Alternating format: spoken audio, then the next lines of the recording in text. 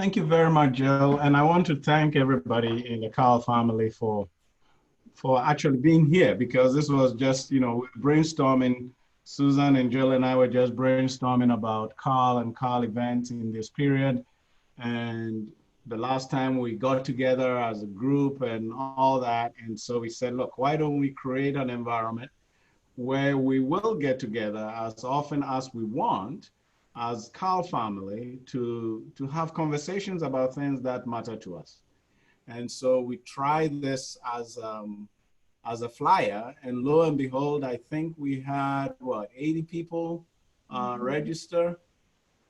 And so we are here. But we also wanted to ground the conversation in some form of context. So I sent you guys this survey. It was just exploratory, very simple, fast. And we had a fantastic response rate. I have not run any survey and got that kind of response rate and completion rate. So I want to thank you all for making that possible. This conversation we're going to have is basically grounded around one of the KARL seminars that we do, and that's the seminar on change. And I did that for many times until travel took me away, and I haven't had a chance to work on it with you. So we are going to look at change and look at some work that I'm doing on dealing with change, some new work that I'm working on, and share them with you here. But we'll start with contextualizing change, and then we'll spend a lot more time thinking about getting ahead of change. For those of you who've heard me talk about change, I don't believe that you can manage change. You either get ahead of it or change manages you. So I'm going to try and do those quickly and then leave a lot more time for us to converse. I'm sure you've heard this line that in this world, nothing is certain but death and taxes. And actually it's attributed to Benjamin Franklin, who wrote that in a letter to some French physicist in 1789. But before Mr. Franklin said this, Daniel Defoe, who wrote Robinson Crusoe, is supposed to have written it in his book on the political history of the devil. And those of you who have not read that book, if you want to have some discontinuation and some challenging of your beliefs and stuff, I will recommend that you read the 1726 book by one of the finest novelists and satirists of his time.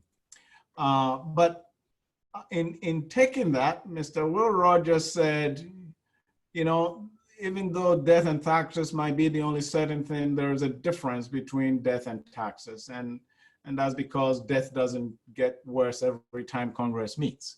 And I don't think that's fair to our Congress, but we will take it here. But before these statements, I want to say that I am in agreement with Heraclitus saying that the only thing that is really constant in our life is change.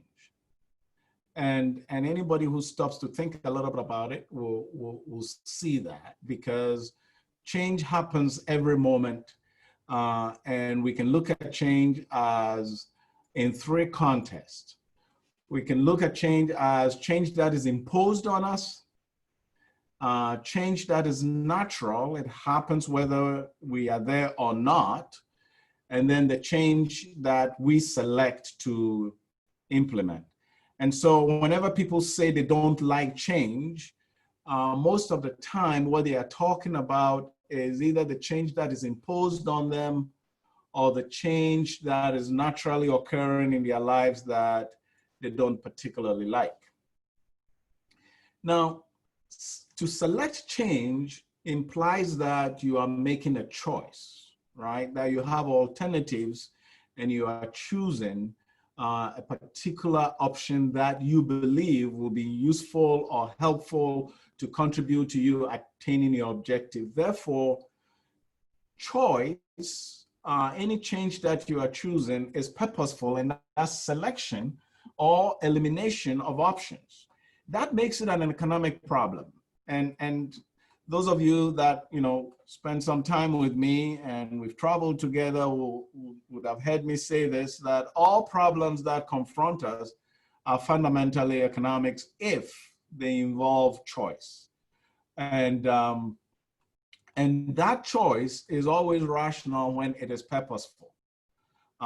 There are some economic thinkers who will say that if there is no purpose to any action, then that action is not human action, right? It is voluntary, it's something else, but we won't count it among human action. So when we are making these choices in environments that things are happening, we are purposefully selecting particular activities that we believe will be beneficial to us. But there are times when we get changes that are imposed on us in such a way that there is nothing we can do. And as a nation, as a global community of people, we are going through that now with this COVID. And so when we get confronted by these changes, normally what happens is we resist them, we resent them, we complain about them. But my argument is when the change is broad and far-reaching, as we are seeing in this case, leaders cannot afford the luxury of resistance or resentment. As leaders, we are called upon to help our people navigate environments where there is significant uncertainty. And therefore, we have to look ahead and discover the vision that we can bring to our people to allow them to navigate that uncomfortable, uncertain environment in a more positive way. I wanted to show you this outcome from the survey that you completed for me. The question was, how long will it take us to return as an economy to our January 2020 level? And in January 2020, the unemployment rate was at 3.6% in this country. So the purple bars are the responses that the KARL family produced. And the majority, about 46.5%, said we are not going to return to that until somewhere in the middle of 2021. And we had about 30% of our respondents saying that we will be going past that before we return to where we were at in January 2020.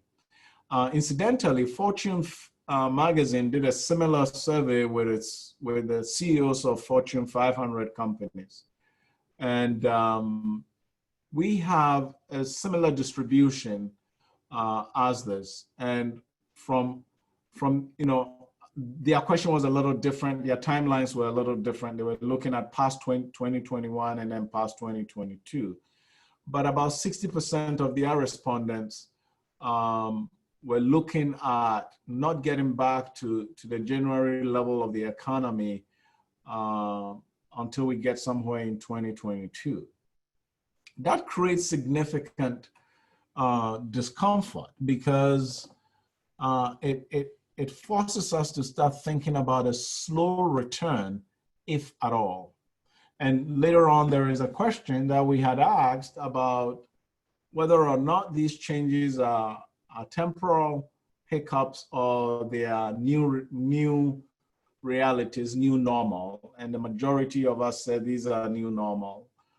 So what we are seeing from the numerous studies that are currently going on, and it's been, the publication world has just been lighted on fire with the amount of surveys and scientific research that are being published in very reputable journals very quickly. I mean, and that is again lending to the fact that the normal time frame of getting a paper published, for example, goes from anywhere from half a year to multiple years. And now these journals are publishing, time-sensitive, time-relevant studies in a matter of weeks, which is interesting in its own self, that things that we thought we couldn't do before are being done now, and we're embracing them, right? So I think that when you have conditions of widespread, broad, complex changes, and we cannot have time to basically resent it or resist it, then we have to treat it as if we've selected it and embrace it. We have to tell a different story. We have to generate new narratives that allow us as leaders to give comfort to the people and the communities that we lead, because they look up to us for that. So we can tell stories like, we should use this event to hit the restart button and do different things in very different ways to create brand new futures, right? So that provides people with a destination of a brighter tomorrow, instead of being absorbed in and wallowing in something that they can't do anything about, and therefore run the risk of becoming despondent, right? So here is the response from our survey, where about 60% of our respondents were saying that we are getting into a new normal. And that's a very radical thought, because the new normal basically says that a lot of the things that we took for granted are not going to be there anymore, and we have to reinvent and rediscover how we do things. Now, in the food production industry, in agriculture and farming and ranching, the fundamental processes might not change, but the way we engage our markets, I think, are going to change. And I'll talk a little bit about how we can start thinking about some of these things. For those who didn't think this was a new normal, they also thought that we are going to need new thinking to deal with whatever environment we move into next. And so when I look at those, my thinking is that it doesn't matter whether we, label it as new normal or we label it as new thinking. The point is that we are going to need new skills. We are going to need new lenses to look at the things that we do. Incidentally, the Fortune 500 study also showed that about more than half, 52.4% of Fortune 500 CEOs says they will never travel as much as they did prior to the pandemic. Now I read that and I begin to think about the airline industry, and I think about the car rental industry, and I think about the hotels and the restaurants and all that, because business travel is one of the biggest drivers of that particular, all those industries that we're looking at. In the past month, I've got 3 emails from American Airlines extending my status, which tells me that they are not expecting a return as quickly as they had hoped would happen, right? And so we need to start positioning ourselves to think about the things that we need to do to get ahead of this change that is confronting us. We didn't make it happen, but we cannot allow it to defeat us, because we need to take full advantage of it. Okay. Now, the last question I asked in the survey the last 2 questions were, have you seen the need for new leadership in your community? And about 60% said yes. And then I asked, have you been engaged in new leadership activities? And just about 17% said yes. So we have a huge gap in seeing the changes and the need for leadership that is emerging in our communities, and how quickly we are engaging in participating in providing solutions to those leadership. Now, I bring this up only because I want us to start thinking as individuals what the barriers of engagement are, what skills that we think we lack, what information, what knowledge that we lack, and look at KARL as an opportunity to bridge those gaps for you. So I bring this mainly not as a criticism at all or anything, but to challenge us to start identifying our needs so that this awesome organization that you have created can be of service to you. Okay. So this cartoon picture basically is showing how people generally deal with change when they are confronted with it. You get a shock, and then you go into the denial, and then, oh God, this can't be happening to me. And then you get the frustration, it's so unfair. And then there's the depression.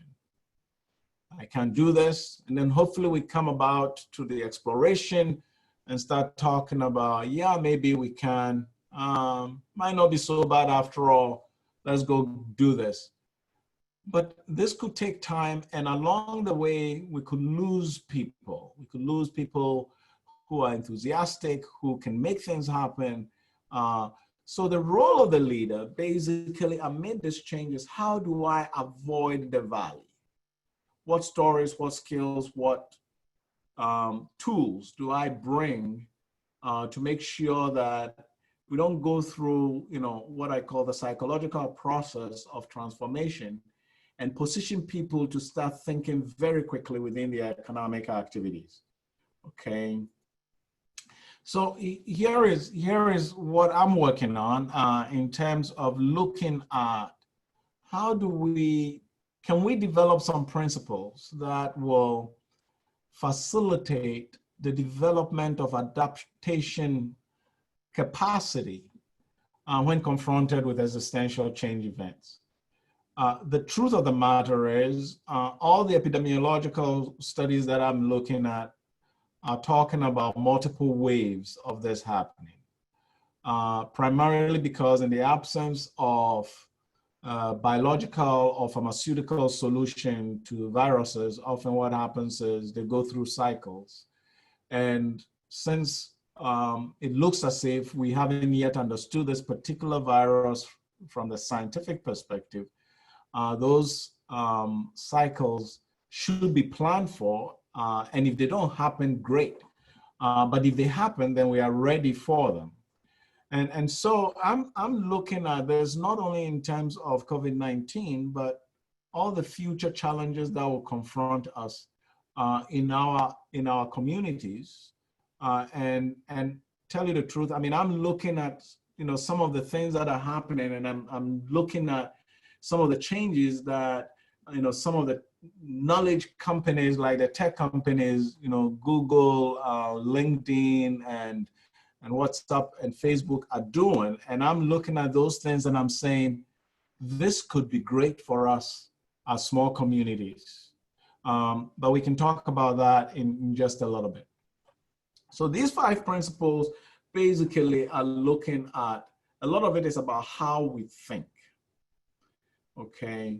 So we need to develop new mental models, and mental models are the processes we use to make sense of anything that happens to us, right? When people see things, as soon as you see them, your mental model kicks into effect. And I've played this game with some of you where I've held Barry Flinchbaugh's hand up, and I said, Barry and I are of the same color. And when I've done that, people have looked at me often, and those who know me have said, well, Dr. Vincent, we know you don't drink, but we don't know what you are smoking.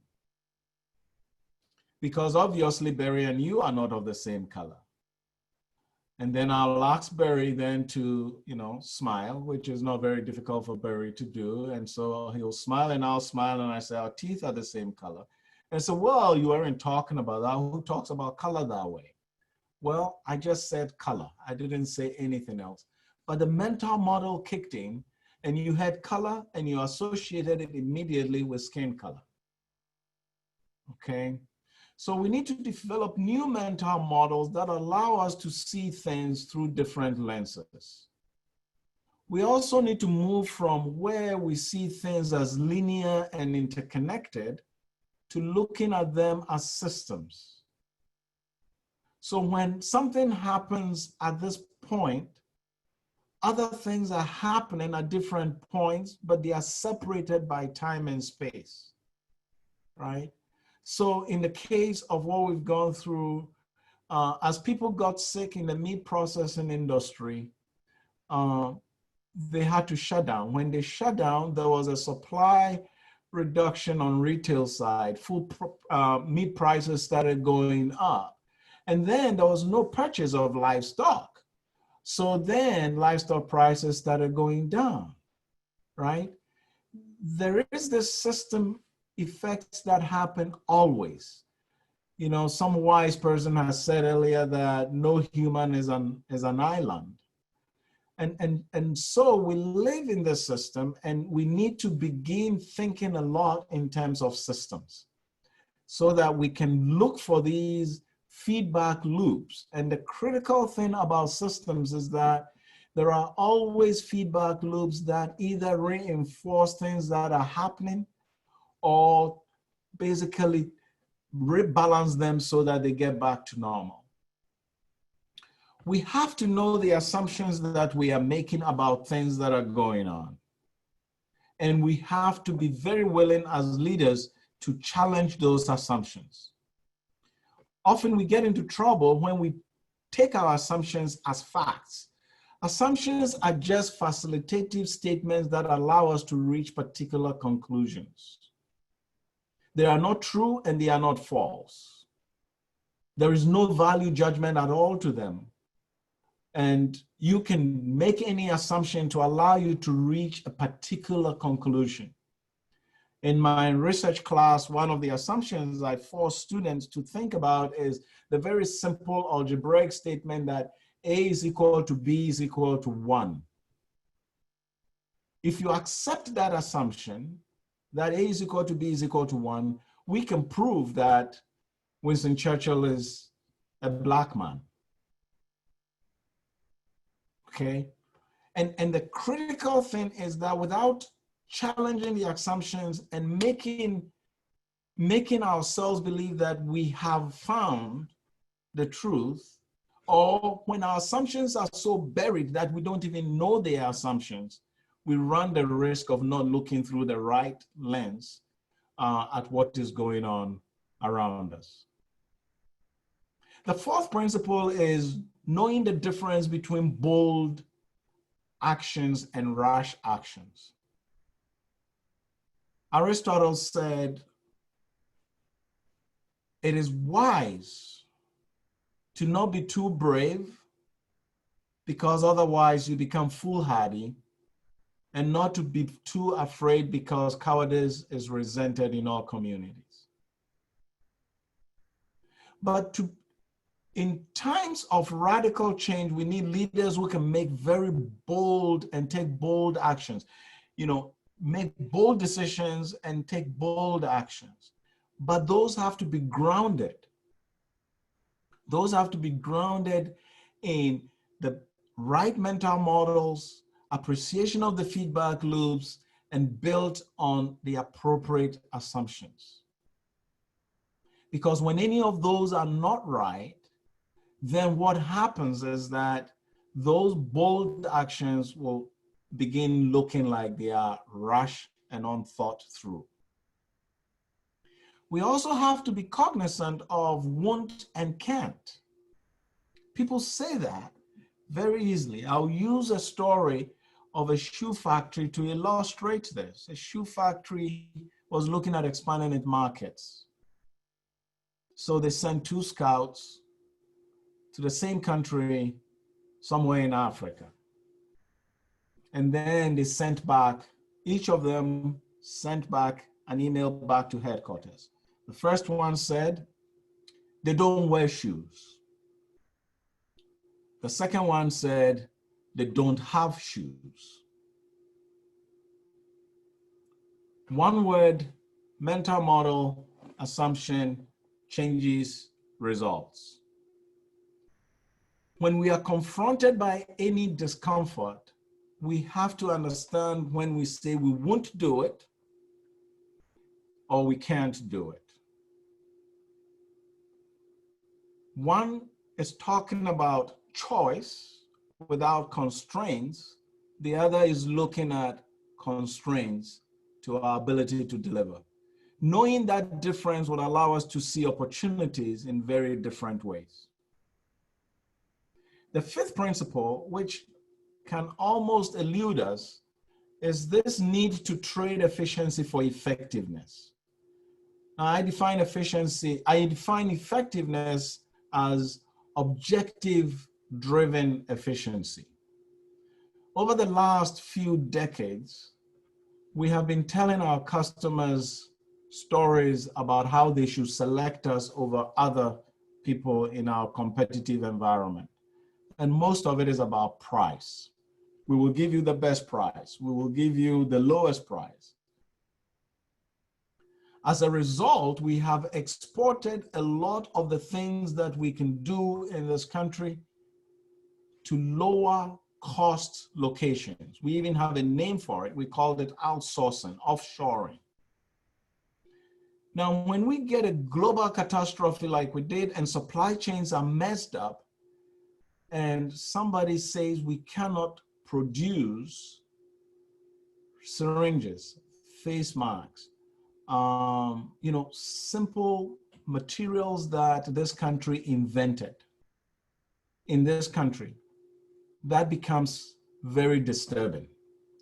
And it's only so because we traded effectiveness, our ability to get things done in the right way, in the right time, to achieve the greatest result for a single dimension metric, efficiency, which incidentally, as an economist, whenever I think about efficiency, I think about it as, more is always better, right? So if we look at input-output ratios, then if I can get that input to 0, I can get infinite efficiency, right?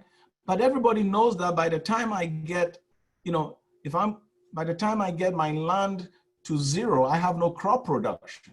It doesn't matter how great my seeds are, okay? So we need to bring these into context so that we can take full advantage of them, all right? So what these 5 principles do, I think, is that they help us navigate the different phases of change and help us to bring our communities and organizations from uncertainty to a vision. And if we're able to master them, then we are able to seize opportunities that are always embedded in change situations. A lot of organizations are benefiting from what is going on right now because they looked for some of those opportunities that emerge from it. Zoetis, which is the animal health manufacturer, drug manufacturer, and product manufacturer, is doing so well because somehow pet adoption just went through the roof with a shutdown. Okay, what can we do given what is going on for us to translate all the negatives into positives? And the model that I like to use, and some of you know this, is to have your purpose, the objectives, which will define the strategies and the resources. If you start from resources, then you are constraining yourself significantly. So I'm going to leave this slide on to facilitate our conversations, but I want you to think about how our customers and suppliers have changed or are changing. And do the changes that are going on present us with opportunities for new customers or for new supply sources? How do we leverage these changes to enhance our value innovation? And what is our revised value proposition for our customers? Because there are some study that is showing that in the midst of change, of big changes, people are willing to make smaller changes without worrying, right? So is it a time for us to start making a different value proposition to our customers and migrate them from this efficiency-driven to effectiveness-driven engagement? And then I would love you to think about the challenges or the resource gaps that we need to fill so that we can help make this, your success, great for us, okay? So I will shut up at this point, and then we'll go to some of the questions that are coming in. Doug is asking us to explain how anarchy and change coexist, or can they? Anarchy is a very expensive human-induced change source. Anybody who is cost conscious and thinking about the effectiveness of the outcome, trying to ensure that they have sustainable outcomes, is never going to choose anarchy as a way to generate sustainable change. And I think in a civilized society, anarchy cannot be condoned. I don't know if that gets to that. Jesse is asking if we can learn anything about public health change as it relates to COVID or race. I remember when almost all of America quit smoking, for example. There seemed to be a clear strategy for us to quit. I remember being surprised how quickly, relatively, that seemed to happen. Not sure how it connects to ag. Well, you know, Jesse, I mean, we did some work on the tobacco industry because this was going on, and a lot of it was you know, effective marketing and communication and all that. And I'm not condoning any use of tobacco or anything, but you know, looking at the strategies that were put in place, and this is where I think sometimes agriculture doesn't do a good job, because we assume that the world knows what good work we do already, right? So I think it becomes extremely important that regardless of the changes that are happening, we work extremely hard to make sure we have the right message getting out there. I know that some of our commodity groups are doing some really cool work in educating consumers, but we have to find powerful vehicles like, you know, the health, the advocates or for no smoking did with the anti-smoking activities. It did happen very quickly. And it, you know, from a case study perspective, I think it was a very successful campaign. But they did a lot of cool things. I mean, they got the people they got the tobacco industry, for example, in a place where they were engaged in the process, right? Where they could now do good by moving their resources from one end to the other of the good. Unfortunately, you know what happened? When the tobacco industries couldn't do what they wanted to do in Europe and North America, they moved to the developing countries. So the fastest people who are smoking now are the young people in high proportion young communities in India and China and Africa. But I think what I take out of that whole movement in the early 1990s of that whole anti-tobacco thing is for us to pay attention and not assume that the world understands all the good things we do in agriculture. We saw it with fast food, which, you know, luckily it didn't go too far. But right now, I think one area we are seeing that is in the area of plant-based proteins. And sincerely, I worry when you know, farmers, agricultural people pitch themselves against others in the same industry. In the same, we saw that with the organic movement, you know, where organic farmers were saying they were better. And I always say that we have to be careful, because a house divided cannot stand. And when two brothers fight or two sisters fight over their father's property, the stranger gets it. Okay. What role of pivoting on an issue does diminish the overall goal or plan of strategy? Well, I think we have to be careful that we are not, often when we are pivoting, what we are doing is we are not accepting the fundamental, factors that are generating that environment. When I talk about developing new mental models and thinking in systems and telling a different story, it is not denying that the change is happening. It's actually embracing that change, accepting it, and saying, how do we now transform it to our advantage? So it's an active engagement with the change that is going on and not trying to ignore its fundamentals. I hope, Stuart, that is what you are driving at. Okay. Justin.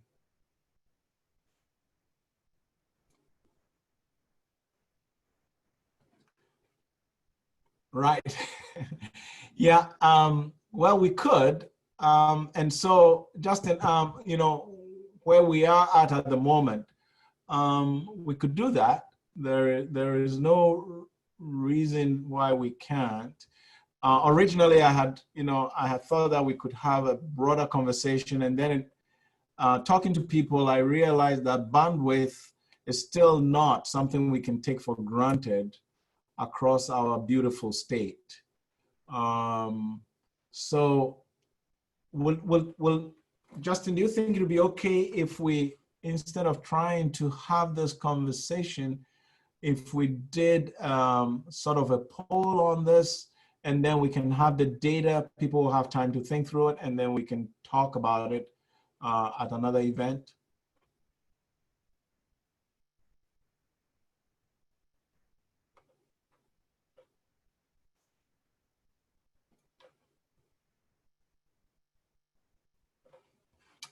Doug says agriculture production is dependent upon global market, and with tribalism and isolationism, how do we adjust? The worst thing that will happen to us is for us to go away from trade. A lot of, when I hear people talking about, you have to produce everything locally, I always tell them, we will pay a huge price in agriculture, because Doug is right, our whole agricultural system has been built on feeding the world. And our rural communities will be completely different. Our agricultural industry will be completely different if we have to feed only 350 million people. So my position on this is non-negotiable, let's put it that way, that we have to make sure that we don't revert to the period where countries were putting up nonsensical trade barriers. We should fight it, and often what is going to happen is we are going to pit one side of the US economy against another, and I really pray that agriculture will always come together and make sure that our voices are heard across any negotiation that is going on that does not allow the interest of one industry that is not competitive globally to be brought, to be traded for our competitive position in agriculture. Because the effect on us will be completely devastating. And unfortunately, sometimes the narratives, and that's what I was saying about, when the house is divided, it becomes a lot easier for the others to win against us. But we have to think about this very, very well and create a singular voice on trade, because I think it's an existential thing It's really something that we have to take extremely seriously, and fight and resist it, because, and it's not about feeding people. For me, it's about our own existence. I want to be able to drive through Western Kansas and see crops that are getting ready to get on boats to go out, because the money flows back and allows our schools and our roads and our systems to be intact. And if you want to see how trade destroys economies, it's not very hard. I can give you places to go spend a week, and you will see how, just closing and moving out of these open borders environment can be so devastating. But often, I think people make this nice argument. It's one industry, and then agriculture is always caught in that. And I think we should come together as a single voice and find a way to resist this. Good point, Doug. Good point. And these slides, Susan said people want to know if they could get a copy. Yes, these slides belong to you, so I will share them with you when we are done. Okay. All right. So Justin, we can work together and send this poll out, and then we will report back to the group on how and where people are at the moment, and maybe even find out how they can get out from where they are at the moment. Hey, Dr. Vincent, there's another question from Dana. Yes. It's, do you see leaders in the government pitching a vision for this new normal? What I see is most elected leaders are resisting change.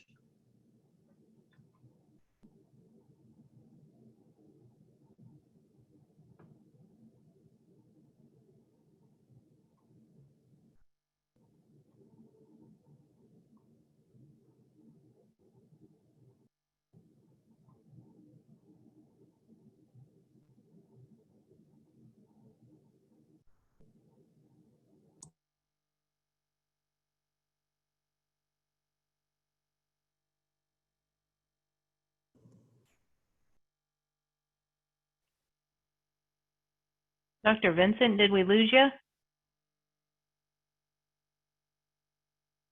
Oh. Greetings, everybody. It looks like we might have lost Dr. Vincent.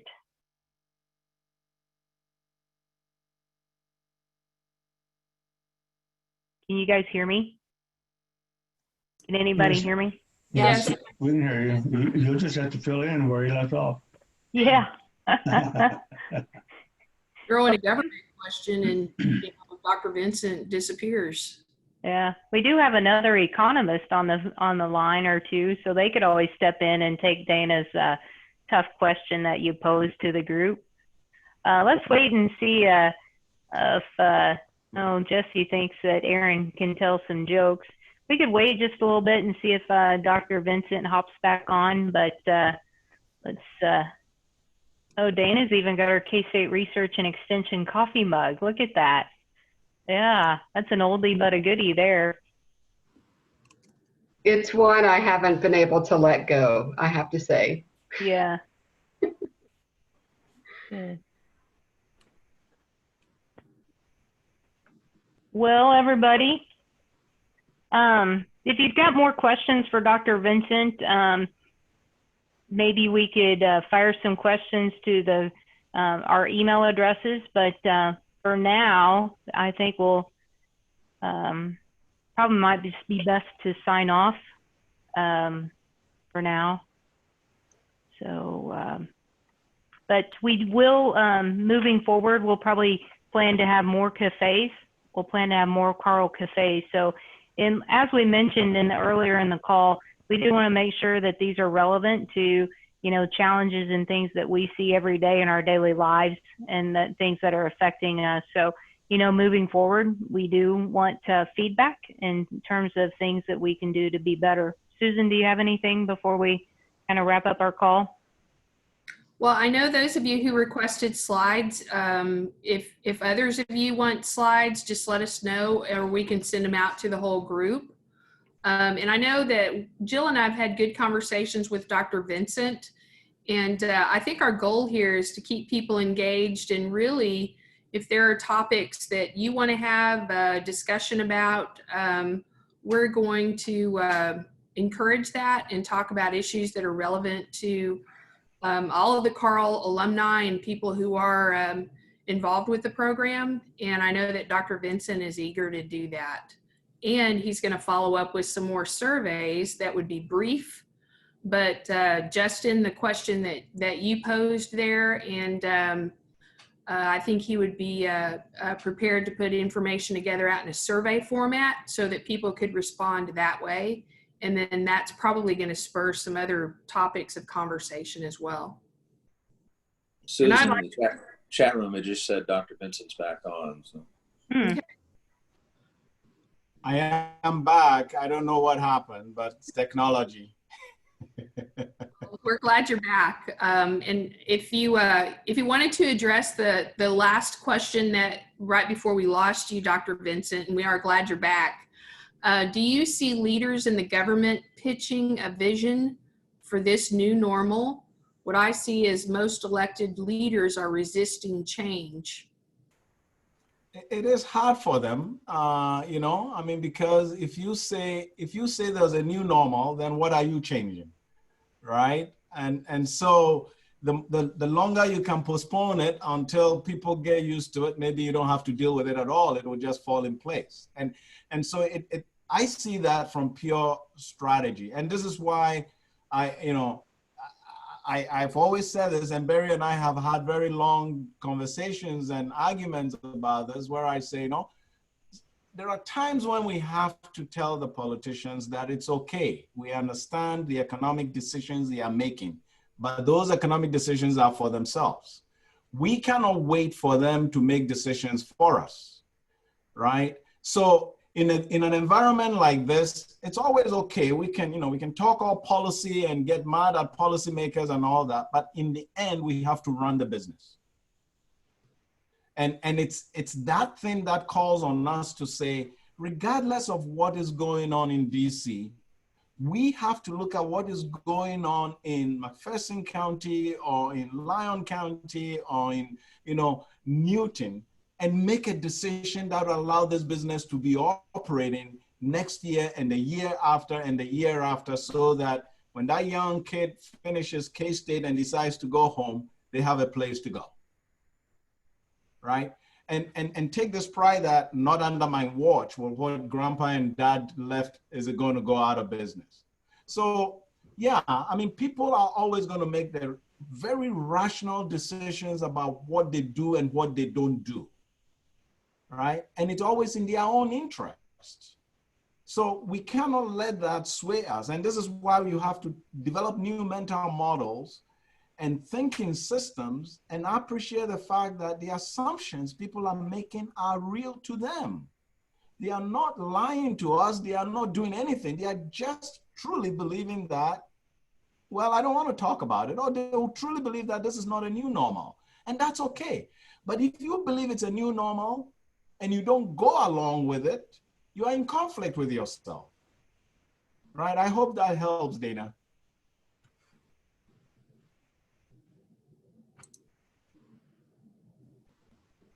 Jesse wants to know systems thinking. Well, often the way we think is, or the way we are trained mostly to think throughout our education system is linear thinking, right? A causes B and B causes C, and then we move from there. The challenge is that when you look at how nature works, there are always feedbacks. So A causes B, but because A caused B, B had an impact on A.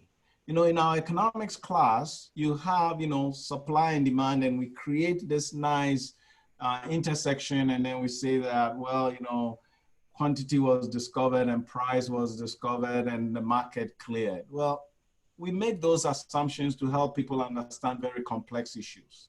That is not what happens in real life, right?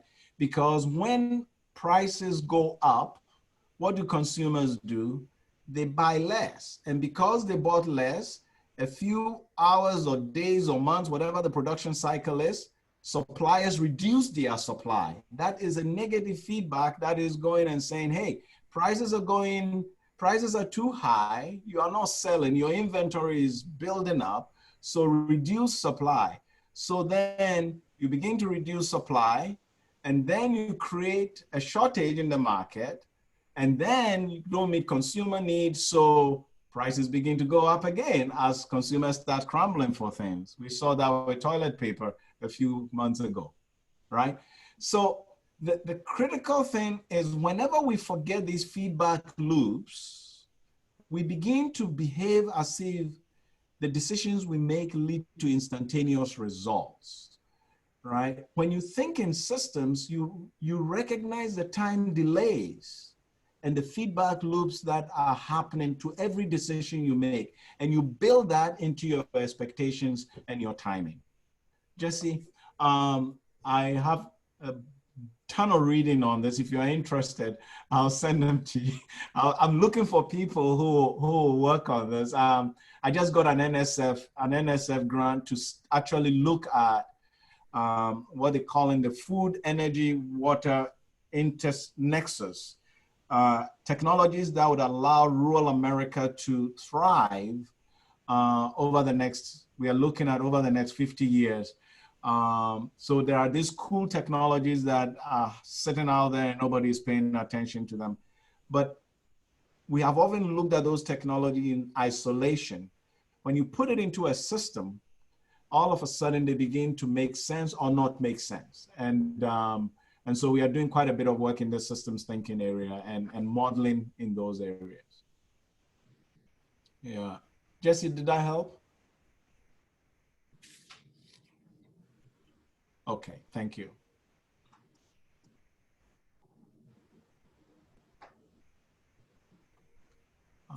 There are still some questions that we haven't looked at. Are there? Susan, did we miss anybody's question?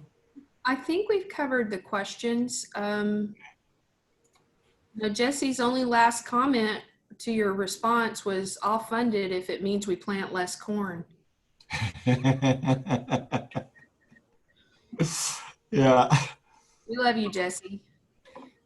Yeah, I think we've addressed the questions, and then if you want to circle back to Justin and when any follow-up that we do with Justin or calls for KARL cafes that we do in the future. Okay.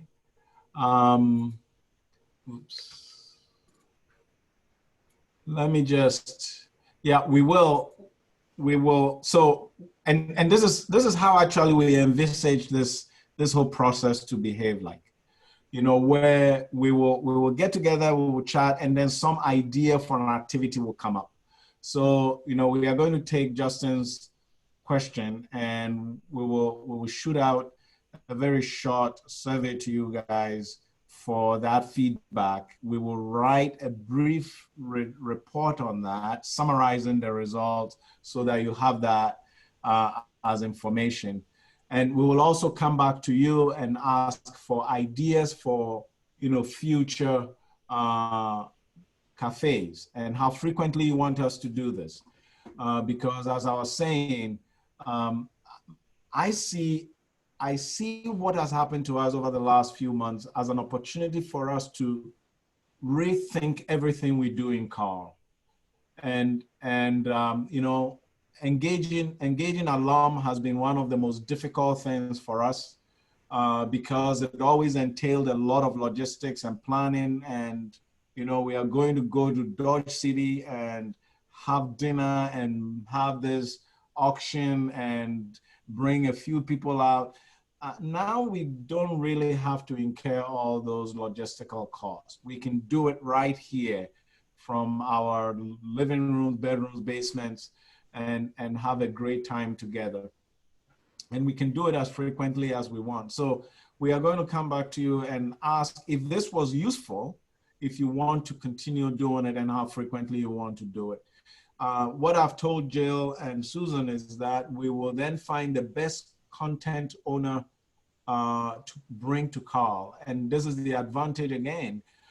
If the best person to talk about a particular issue is in is in Britain or in Australia, then it just becomes a question of time and no longer, logistics.